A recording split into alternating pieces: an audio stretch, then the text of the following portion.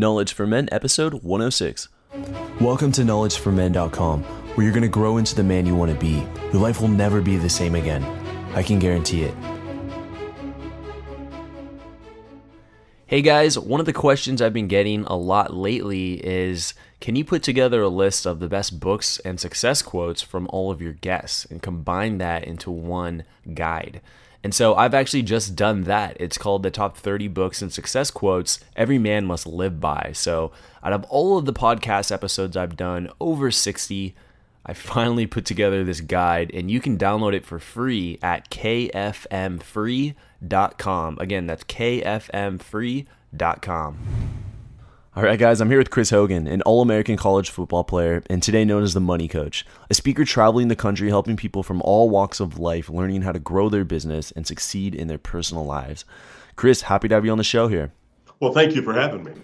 All right, let's dive in with a favorite success quote of yours or a saying that you've lived by, something that you've kept close to you, and explain to the audience why and what this means to you.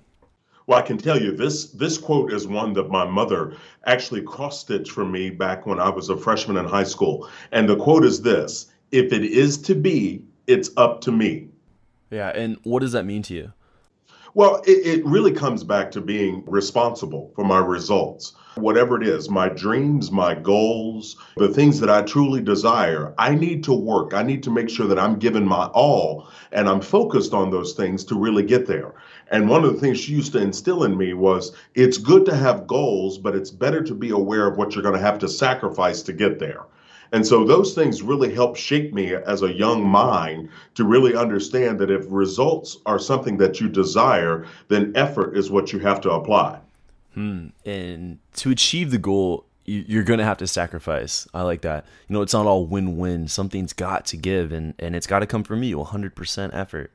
So now, Chris, let's take a few steps back and let's dive into your story now. So take the mic and share with the audience how you got started with what you do. Yeah. Well, I'm a former football player, so opportunity to be involved with it as a part of a team. And I think team sports really helped me understand my role as an individual and later to be able to help me as a leader in those team sports. So that was something that really shaped me with goal setting and really working toward things. When I got into the business world, it was right out of grad school, and I started off into the banking world and really beginning to understand how money and business works. And from there, later progressed on to opening my own business, a mortgage business, and consulting with other businesses across the country before I crossed paths with Dave and really had an opportunity to really understand what he was doing, where he was going, and to join his team and really begin to take my speaking, teaching, and coaching onto a whole nother level. Wow, it's quite a career here. And it sounds like the foundation, like the turning point was you were playing college football, and All-American college football player. It's like, seems like you really developed a lot of leadership skills here. So I'm wondering, what were some of the biggest lessons you learned playing college sports? Well, I think in order, being on a team, one of the things that I figured out, and looking back is that you have to be a good follower before you can become a great leader. And so that's really understanding your role, that it's not just about you as an individual. I'll never forget, I had an incredible game. I made almost 15 tackles and had 2 sacks in high school, but we lost the game. And it was one of those things where I was excited for my performance. And then, I had somebody kind of shine the light on it for me and saying, hey, you had a great game, but the team lost. And so where does that leave you? And I remember the light bulb going off, kind of looking at it going, well, that leaves me with a loss. That means, so, it really helped me understand that you have to do your part as a team member. And I look at teams both ways, Andrew. I look at it from family, your family's a team, as well as in the workplace. And so we're all a part of teams, but we have to do our part. And we have to make sure that we're giving everything that we got for the benefit of that team. And this alludes back to your opening quote. You have to take responsibility for the big picture. You have to do your part in the team. Now, Chris, what led you down into the path of business and personal finance and eventually, obviously, the Dave Ramsey team? Well, I think for me, it's one of those, I've always been a very goal-driven individual. For me, the business world looked like another opportunity to be a part of a team. And so to be able to take that success and that mindset of team, if you could get out in the business world and truly build that, if you could replicate that mindset and that focus and that camaraderie, then you could really do great things in the business world, just like a great team can out on the field. And so that challenge of business also intrigued me, that there are opportunities out there, but you have to go out and you have to make it happen. And at the end of the day, I think, Andrew, if I go back and I look at it, the thing that I enjoy most, it's people. Everyone has a story. Everyone has those things inside them that drive them. And the thing that I love about being on a team is that you get to learn about people, you get to connect with them. And I've got friendships going back to middle school and grade school from people that I was on teams with. And so when you care about people, you're generally investing in them and you're cheering for them and you're pulling for them and you're also there to support them when life knocks them down. So do you view business like a game? You have your team, you're going to look out for one another. If you win, you win. If you lose, you look for the lessons and then just continue on and keep playing, because that's the way games go. Yeah, I think if more business owners really looked at it like that team sport, I know for me, I think when you do that, what happens is you understand there's a game plan, there's a strategy, there are the results that we're striving for, and there are going to be some obstacles. There are going to be things that we have to overcome. There are going to be personal battles that people have to overcome. But if everybody can stay plugged in and do their part, then you can have that team result. And, just like a win out on a sports field, a win in the business world where you reach that goal or, you bring those new results that have never been achieved before, there's a great feeling there. Winning unifies people. And so I think in the business world, if more leaders would approach it that way, I think they'd be surprised with the results that they'd get. And how about for those who are not yet in a business of their own? Let's say they're in a corporate setting, they would like to start their own business, yet they haven't taken that first leap. Any advice for these folks who would like to start building their own business? Sure. Yeah, this is one of my favorite sweet spots. I love talking to soon-to-be entrepreneurs. I would tell them a few things. The first thing is as you sit down, I want you to get your dream on paper. That means sit down, spend 20 minutes to an hour typing out this thing that's in the back of your head. Then step two is once you get that all out, now I want you to go back and really begin to formulate into a business plan. This is where we've got to begin to put the work in. Now, there's a difference between wanting a business and then working to start one. So the deal is as you sit down and you put in the work, the idea and culminating this into a business becomes your part-time job. Now, you got to do the primary job because you got to feed the family or take care of your bills and obligations. But your part-time job isn't watching TV. Your part-time job is really diving into this business plan and beginning to work and formulate it into a formidable structure. Then step three is I want you to begin to network and connect and get the right people in your inner circle. We all know that we have some friends and we've been connected with them a while, but we have people in our lives that always doubt us, that tell us we can't do something. And so what I want you to do is be careful of the exposure you have to those individuals as you start to share your passion and your heart. So I want you to begin to assemble a team around you, people that believe in you and will cheer you on and can properly guide you. And you just made a huge point. Your environment matters. Now, I believe that your circle of influence is literally the key, like the number one thing that you have complete control over, and it can be one of the biggest factors that can lead to you breaking through, literally breaking through and continuing to push forward. So I really want to stress on this point. So how important is your circle of influence when you're starting your business and in your own personal life? Yes, sir.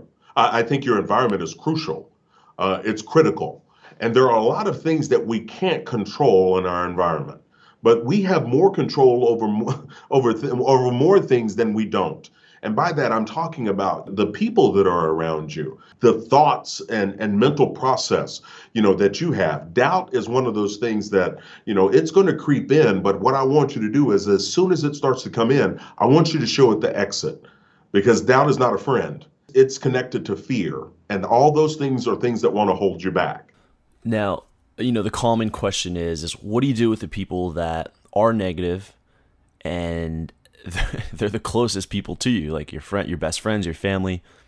Yeah, people ask me that as I travel and speak, and I talk some about positives, whether I'm talking about money, business, or leadership.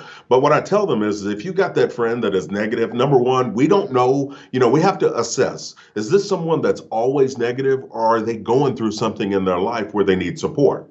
Now, if it's, I'm going to treat them differently.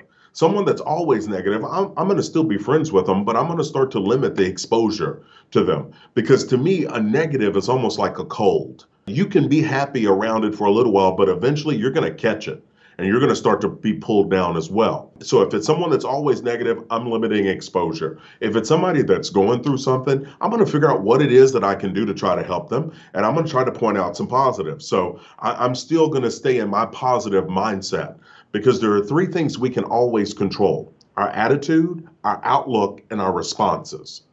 And I think if we master those three things and stay in control of them, regardless of what we're around or what comes near us, we can stay authentically ourselves.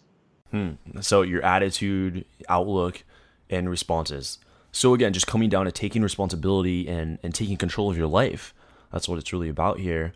So then, is it safe to say that anyone can take control of their financial destiny as well? Absolutely. Yes.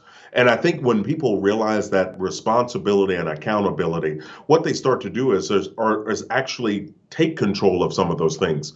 And you avoid the victim mentality and the victim thinking, because that victim thinking won't get you to any area that's called winning. It's just wow, so big.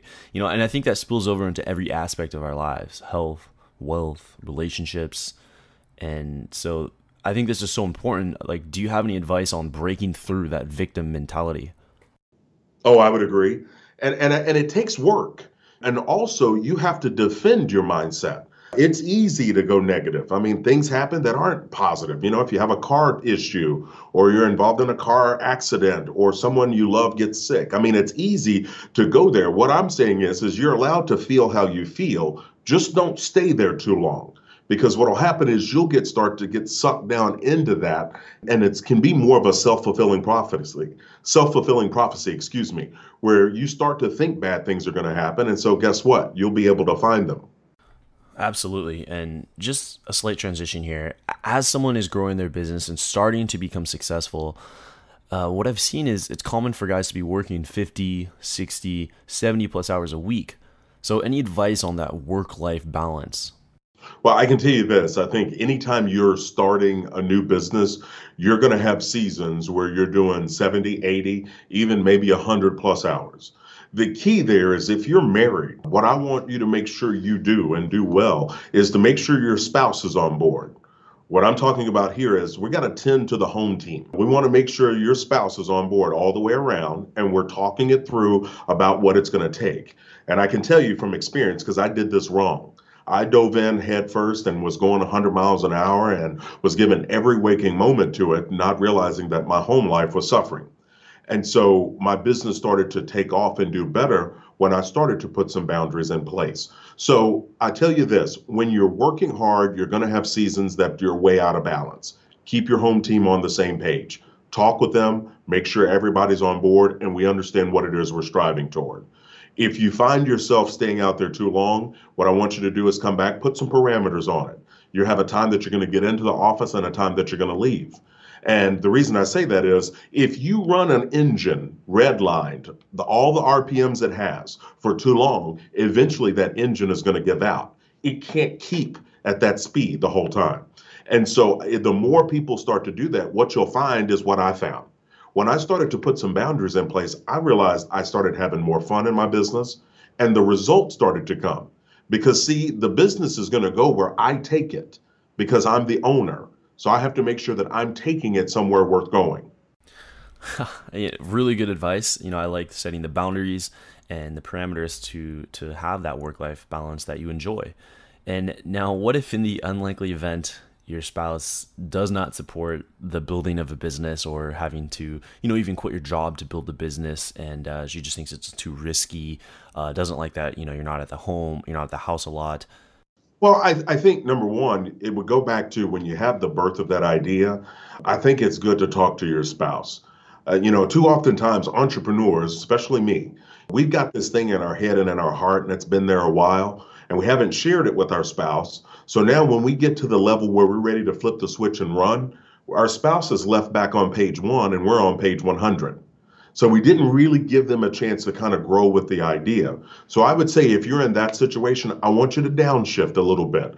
Go from fifth gear down to second gear and really begin to help your spouse understand and see what it is that you're trying to do, how it's going to benefit the family, and how soon it's going to start to benefit the family. The one thing we don't want to do is have false expectations or unrealistic expectations on what the business can do. So I think if you can slow down and start to help your spouse see how it's going to benefit the family, they can begin to get on board. Now, I'm not saying expect them to be at the same level of intensity that you are, but the more they're able to ask questions and talk with you, and we don't get defensive as entrepreneurs because our spouse isn't challenging the idea, they're trying to understand it. And so the more we can help them understand, the better off we're all going to be in the long run. So setting those clear expectations and being really aligned with your partner before you even begin this. I like that. And so now, Chris, looking back at your experiences here in sports, professional life, and business, what do you think really makes a leader? Well, I think there are multiple things that make a leader. I think the first one is obviously, and we talked about it earlier, is the ability to be a good follower. You know, like if you can't follow authority and you can't follow directions and vision, then it'll be impossible for you to take someone there as a leader. So I would say that. The second would be, I think it's incredibly important to have a servant mentality. Now, what I mean by that is it's just literally like going to a restaurant.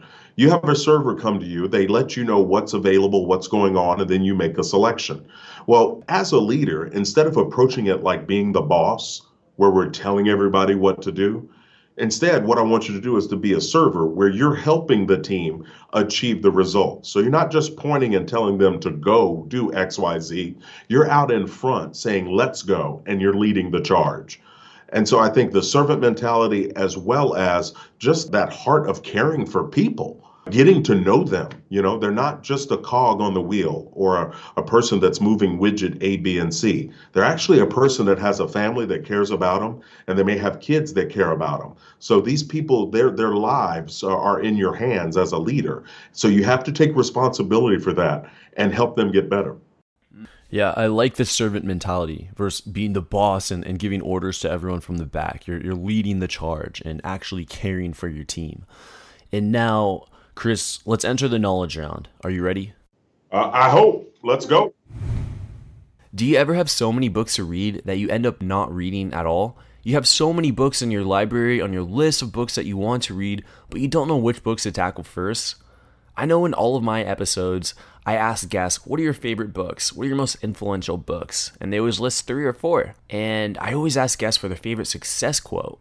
I find that quotes can be so powerful sometimes, yet there's so many available. So what I've done is I put together a list of the top 30 books and top 30 success quotes that I think every man must live by. And these are directly from guests on the Knowledge for Men podcast. And as you know, some of the guests on my show sold their companies for millions of dollars. They're running billion-dollar organizations. They're dating coaches. They're health coaches. They're entrepreneurs. They're celebrities on TV. They're mixed martial artists. Just this wide variety of great minds. And I put together a list of the top 30 books and top 30 success quotes that every man must live by. You can download this guide for free at kfmfree.com.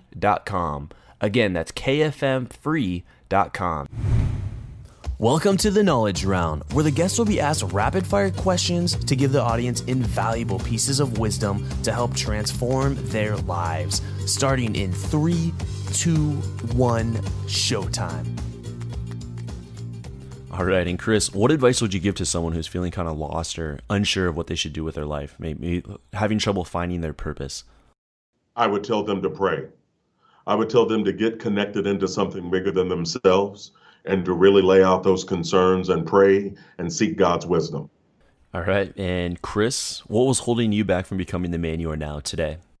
Me? I mean, without a doubt. I mean, my attitude, I was holding me back. And so it's one of those things where you have to make a decision to get out of your own way and to begin to grow and take your lumps as you go. But we want to always grow forward. Don't try to go back. All right. And Chris, have you had a mentor in your life? If so, is there a specific moment that you could share that was really impactful for both of you? I would say one of the most influential people in my life was obviously my grandparents. These were people that taught me the importance of caring about people. They taught me a work ethic. They taught me that family matters in their actions as well as their words. And so being around them, it was like a constant learning session. And you didn't know you were learning because you were too busy being loved. And so they were the most influential people in my life. All right, and I know this will be a challenging question as it is for everyone here, but Chris, what are your three most influential books and why? Well, I'd start off with it's hard to narrow it to three, but I'm going to follow directions. The first one would be Boundaries by Dr. Henry Cloud. It's an incredible book allowing people to understand the importance of setting boundaries. Second, in no particular order, but next would be EntreLeadership by Dave Ramsey, where it really talks about the heart and mind and a playbook for running a business, which is incredible. And I would say third would be QBQ by John Miller. It's the question behind the question. It's all about taking personal responsibility. All right, guys, and you can pick up one of these books for free if you go to kfmbook.com. You can pick up one of these books for free in audiobook format, so don't forget that, kfmbook.com. And Chris, scenario here for you. Imagine you had 60 seconds with your 20-year-old self. What would you tell him to do, and what would you tell him not to do? Wow. 60 seconds with myself, I would tell me, don't try to please everyone. Don't try to be great at everything. And that people matter more than results. I like that. And anything you would tell yourself not to do? Oh, gosh. I would say just take time to enjoy, enjoy where you are. Breathe it in. And, we can get so busy running to the next thing, trying to conquer, especially if you're a type A personality like me, that at times you can forget to just enjoy the moment, to really savor it and look at it and take it for what it is, because, life changes, things change, and people change. So you grab a hold of it, enjoy it, and then, just keep working hard. I like that. And Chris, do you know of an underrated characteristic that if everyone would work on this, that they could see massive results in their personal lives and professional lives? I would say in our society today, Andrew, one of the things that blows me away is our inability to focus. Just to literally have those few goals that we're trying to accomplish, tune everything else out, and truly focus on trying to do those. And instead, we're trying to do 10 or 12 things, and it makes us ineffective in most of them. But to focus on those one or two important things and make them happen. Yeah, that's so big right there. That's such a big point. In business, there's so many projects and so many ideas that come up while you're working that you can easily just get nothing done, literally nothing done. But what you will be is the master of planning for the future. And, you can get caught in that trap. Oh, no, I would agree. And for business owners, what I would tell them is I'd tell them to focus on two areas. First, people. Second, results. Yeah, that's big. And, I find in my own business, there's times that I can work 12 hours a day and not get anything done. I work 12 hours a day and not get the type of results that I want, not hitting the goals that I set for myself. So any advice for the guys out there on getting more results, like getting actual tangible results done? Yeah, there's a huge difference between being busy versus being productive. And I know, because I've been busy a lot. And so I would tell people with the results to really sit down and look at them and be able to identify what are the results. Like people say, well, I want to get better. Well, I'm like, well, better at what? And they're like, well, okay, for example, growing customers. So then what I would say is, okay, what are the specific things you're going to do this week that are going to give you more exposure to getting customers?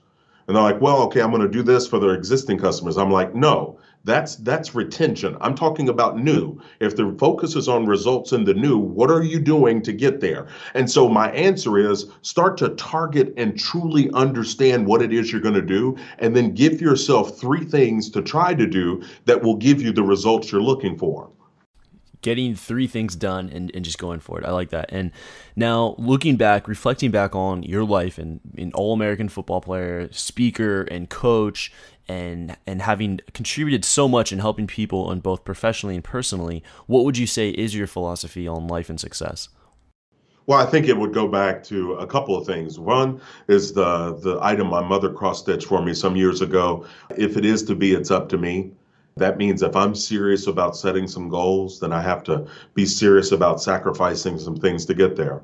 I'm not worried about being well-rounded. I'm okay being perfectly sharp and crisp in a few areas, and I'm going to do those to the max. And I would say the second thing would be that people matter. And that means that when you get an opportunity to meet people, whether they're customers or existing customers or just people, that I love hearing people's stories. I love finding out what makes people tick. And I'm constantly learning, whether I'm reading books or listening to podcasts or watching shows. I'm trying to grow me. I want to be the best me I can be. I like that. And that's going to conclude the knowledge round there. So, Chris, what's really exciting you now? What's getting you out of bed in the morning? What do you look forward to? Oh, I mean, the people I get to meet as I travel and speak. I mean, I was just recently in North Dakota, state I'd never been in, but I had an opportunity to spend time with 150 business leaders in that area and really talking with them about growing themselves as well as growing their team. And so I'm excited. I mean, here in a couple of weeks, I'll be in Michigan, then I'll be in Illinois, then Pittsburgh. So I love traveling. I love meeting people and helping people grow. I'm curious, what's the feeling that you get inside of you when you're on stage and Yeah. everyone is shaking their head, up and down, and they're getting what you're saying, they're getting your message? What's that feel like to you? It is remarkable. It is an incredible feeling because you not only are giving people information that they can go back and apply, but more so, I think you're telling people you believe in them. We don't have a lot of cheerleaders in our lives. We've got a lot of people that are needing things from us and wanting things from us. But to be on stage and really trying to inform people and impress upon them that I believe that they can go do this, that's a game changer because you can see it in their eyes. You can see their eyes kind of get a little bit wider and they get excited because they're starting to tell themselves that they can do this. And that's where change happens. Yeah, I could see the passion just through the tone of your voice. I could feel it. And I can tell this is something you really enjoy doing. But now, Chris, how can my audience follow up with you moving forward? Fantastic. Well, listen, if you want to follow me, you can follow me on Twitter. I'm at Chris Hogan 360. I try to put out things that are positive, motivational, as well as helping leaders grow. If you want to connect on a deeper level, you can go to my Facebook page, which is facebook.com/Chris Hogan 360, and we can connect there as well. So look forward to meeting you and hearing from you all. And Chris, thank you so much for sharing your story and your lessons with my community here. I really appreciate this. Thank you for your time. Thank you for having me. All right, and that's going to wrap up episode 106 with Chris Hogan. Hey guys, just real quick, I wanted to make a quick announcement. About a year ago today, November 18th, 2013 was when this podcast started. So that's the announcement. This podcast has been going on for a year now. And so thank you. This wouldn't be possible if it wasn't for you listening, if it wasn't for you contributing, if it wasn't for you engaged with the podcast. So we're going to keep going despite any challenges that come up, and we're going to keep going. So here's to another year. Here's to another year of growth, success, transformation, getting what you want in life, growing into the man that you want to be. And let me ask you, are you with me? Shoot me an email, andrew@knowledgeformen.com, if you've grown a lot from listening to this podcast, or if you just want to say hi, or if you're excited for what next year is going to bring. All right, until next time. Thank you for listening to the Knowledge for Men podcast show. It's been a pleasure having you be a part of a thriving community of men who want to crush it in all aspects of life. I'm on a mission here to inspire millions of guys, and with your help, we're going to make a dent in the universe. Check out knowledgeformen.com for a ton of free content that's designed to help you live a remarkable life. Again, that's knowledgeformen.com. I hope to see you there. And always remember, 2014 is the official year of the crush, where we take action to get the life we've always dreamed of. This is your host, Andrew Farabee, and until next time, let's do it.